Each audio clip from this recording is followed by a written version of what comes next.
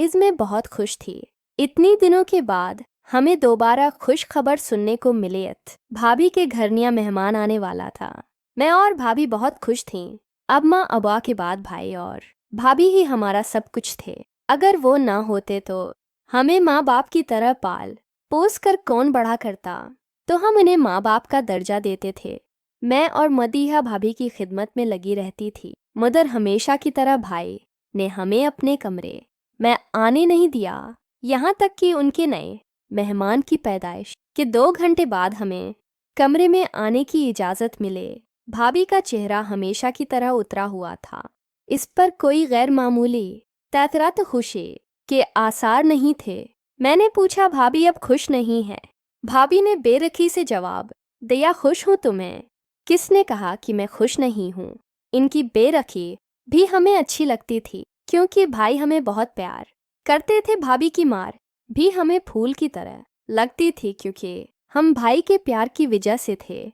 हम बैठे हुए थे कि थोड़ी देर बाद भाभी ने कंबल ओढ़ लिया और कहा, जाओ, मुझे बहुत नींद आ रही है, मैं काफ़ी थक गई हूँ। उनकी बात सुनकर हमारे चेहरे उतर गए। हम मेहमान के साथ खेलना चाहते थे, मगर भाभी ने उसे भी अपने पहलू में लटा दिया और हमें बाहर जाने का इशारा किया। हम बाहर जाने लगे थे कि मुझे हल्की सी चीख सुनाई दी। मेरे कान खुले हो गए। मैंने उधर देखा तो भाभी को गुस्सा आ गया। उन्होंने कहा, ये क्या है?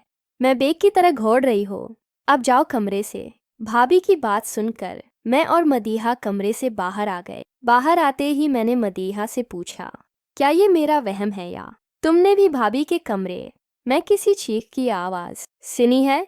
मदीहा ने कहा, हाँ, मैंने भी सुनी थी। मैंने पूछा, तुम्हें क्या लगता है ये चीख किसकी थी? मदीहा ने जवाब दिया, मुझे लगता है कि भाभी के बच्चे पर किसी जिन का साया है। माँ कहा करती थी कि नौज़्यादा बच्चों की माँ पर अक्सर जनात आ जाते हैं और फिर उनके बच्चों को अपनी दुनिया में ले जाते हैं।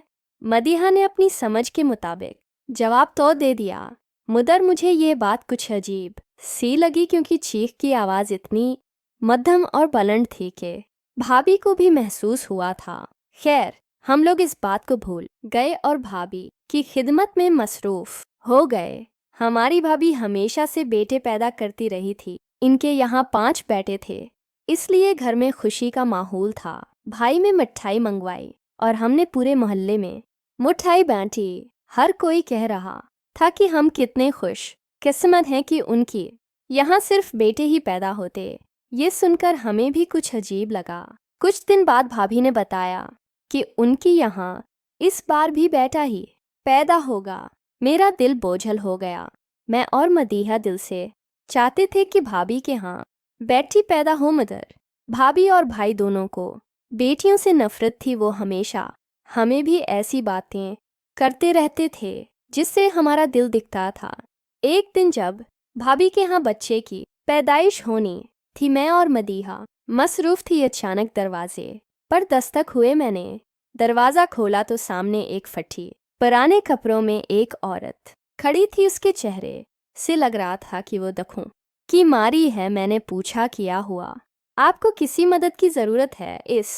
ने कहा, बेटी, क्या तुम्हारे घर में किसी कामवाली की ज़रूरत है? मैं बहुत मजबूर हूँ, मेरे पास खाने को रोटी भी नहीं है। मैंने सोचा कि भाई की खुशी में शायद वो कामवाली रखने की इजाज़त दे दे। मैंने उससे कहा, तुम कल आ जाना, हम तुम्हें काम पर रख लेंगे।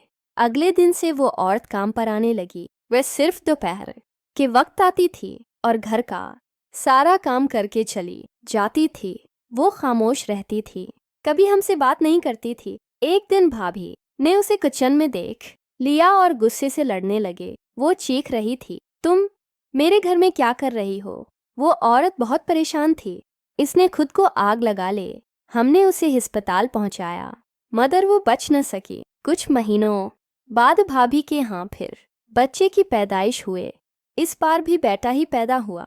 मैं और मदीहा दिल से चाहते थे कि भाभी के यहाँ बेटी पैदा हो, मगर ऐसा नहीं हुआ। एक दिन जब मैंने भाभी के कमरे में देखा तो मुझे हकीकत का पता चला। भाभी और भाई दोनों एक घिनौने खेल में मुलव्वस थे। वो दूसरी औरतों से बच्चे खरीदते थे और इन्हें अपना बच्चा बताते थे।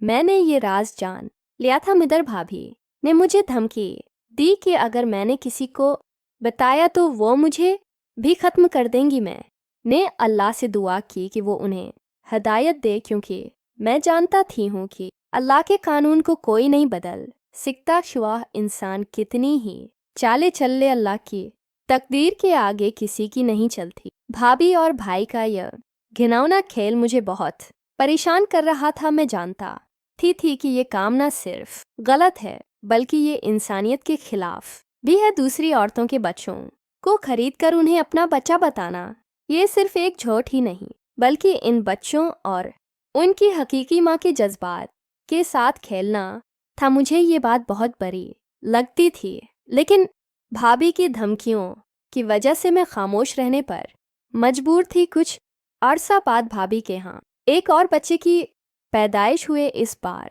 भी वही कहानी दोहराई गई। भाभी ने एक और औरत से बच्चा खरीदा और उसे अपना बच्चा बताया। मैंने देखा कि वो औरत बहुत गरीब और मजबूर थी। इसके पास अपने बच्चे को पालने के लिए कोई जरिया नहीं था। इसने मजबूरी में अपना बच्चा बेच दिया था। ये मंजर देखकर मेरा दिल बहुत दखा, लेकिन मैं कुछ करने से कासिर थी। एक दिन जब मैं भाभी के कमरे में गई तो मैंने देखा कि वे एक नई औरत से बात कर रही थी। वो औरत बहुत परेशान थी और रो रही थी। भाभी ने उसे कुछ पैसे दिए और कहा, तुम्हारा बच्चा हमारे पास महफूज रहेगा, तुम फिक्र न करो। मैंने ये मंजर देखकर भाभी से पूछा, भाभी ये क्या हो रहा है? आप ये सब क्यों कर रही हैं? भाभी ने गुस्से से जवाब दिया, तुम्हें उससे क्या लेना देना? तुम्हारा काम खामोश रहना है। अगर तुमने किसी को बताया तो तुम्हें मालूम है कि मैं क्या करूंगी। मैंने कहा, भाभी ये गलत है। आप दूसरों के बच्चों को खरीद कर इन्हें अपना बच्चा बता रही हैं। ये न सिर्फ झूठ है बल्कि ये इन बच्चों और उनकी माँ के साथ बहुत बड़ा जुल्म है। भाभी ने मेरी बात सुनकर मुझे घोरा और कहा, तुम्हें क्या लगता है कि तुम कौन हो? तुम्हारा काम खामोश रहना है, वरना तुम्हें मालूम है कि मैं क्या कर सकती हूँ। मैंने भाभी की धमकियों के बावजूद ये फैसला किया कि मैं उस जुल्म के खिलाफ आवाज़ उठाऊंगी। मैंने मदीहा से बात की और उसे सारा माजरा बताया। मदीहा भी इस बात से बहुत परेशान हुई और हमने मिलकर इस मामले को हल करने का फैसला किया। हमने भाई से बात करने की कोशिश की, लेकिन भाई भी भाभी के साथ थे। उन्होंने हमारी बात सुनकर कहा, तुम्हें उस मामले में दखल देने की ज़रूरत नहीं है। हम जो कर रहे हैं वह हमारा अपना फैसला है। मैंने भाई से कहा, भाई ये गलत है। आप दूसरों के बच्चों को खरीद कर इन्हें अपना बच्चा बता रहे हैं। ये न सिर्फ झूठ है बल्कि ये इन बच्चों और उनकी माँ के साथ बहुत बड़ा जुल्म है। आपको इस काम से बाज आना चाहिए। भाई ने मेरी बात सुनकर कहा, तुम्हें कुछ नहीं पता। हम जो कर रहे हैं वो हमारे लिए ज़रूरी है। तुम्हारा काम खामोश रहना है, वरना तुम्हें मालूम है कि हम क्या कर सकते हैं। मैंने भाई और भाभी की धमकियों के बावजूद ये फैसला क्या कि मैं उस जुल्म के खिलाफ आवाज़ उठाऊंगी। मैंने अपने मोहल्ले के बुजुर्गों से बात की और इन्हें सारा माजरा बताया। बुजुर्गों ने भी इस बात को संजीदगी से लिया और उन्होंने भाई और भाभी को समझाने की कोशिश की। आखिरकार भाई और भाभी को अपनी गलती का एहसास हुआ और उन्होंने ये काम छोड़ने का फैसला किया। उन्होंने वो बच्चे उनकी हकीकी माँ को वापस कर दिए और इनसे माफ़ी मांगी। इस वाक़ये के बाद मैंने ये सबक सीखा कि हमें हमेशा हक बात करनी चाहिए, चाहे हालात कितने ही मुश्किल क्यों ना हो। अल्लाह हर हाल में हमारे साथ होता है और वो हमें हर मुश्किल से नजात देता है।